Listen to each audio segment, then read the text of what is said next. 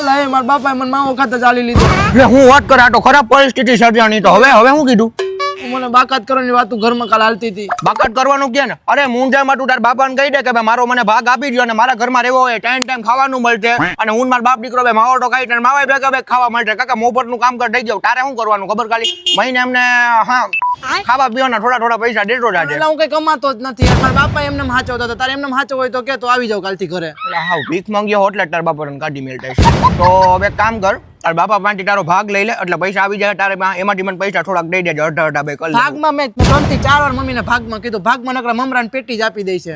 ઓહો અરે કાકા એમાં કઈ મૂંઝાવાનું હોય બાપા પાટી બાટીને ભાગ ઉપાડી લેવાનો તારા ફોય કેમ તાર બાપા પાટી ભાગ જટી કેમ તારે જટી લેવાનો એમાં મૂંઝાવા હું ખોટે ખોટો હા એટલે પપ્પા એ આવું થોડું કરાય એલા.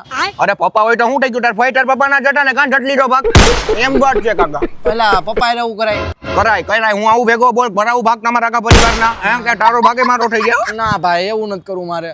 તો હવે કઈક કરવું જોઈએ બોલ તાર તમારા ઘરમાં રહેવું હોય તો જલ્દી બોલજો એક માં ચણા એટલે તો વધુ મારે ચણી લો બોલ પણ પપ્પાને કેમ કેવું તો ચાલે તું પપ્પાએ તને બાકાત તો કરી મેલો કેવાનું શું હોય અહીંયા બાંધવાનું છે આપણે બેને જઈને અહીંયા ભાગ આપો મને ભાગ બીજો શું હોય અહીંયા કાકા હા તો કાલ જાય માઈ માર બાપુ ને આવું છે હું આવ્યો ભેગો દલાલી થાય 50% પાકું પછી મને અગાસી ઉપર તાર રહેવા દેવાનું આખો કાયદેસર. અરે માર જણા હે કાયદેસર તારા માટે હું કેટલા માળે રહી હે તારે માર ભેગું જ રહેવાનું હાલો આપણું થઈ ગયું. બાપા રે વાત કરી લેજો આપણે કાલ સવારે ભાગ પાડવાના છે કાયદેસર પણ દર વખતે મમરાને પેટી નો આપે એ ધ્યાન રાખજે. હું શું ને ભાઈ તું મને તાર બાપા જ માની લે એટલે બધું થઈ જાય જાઓ દે હાલો.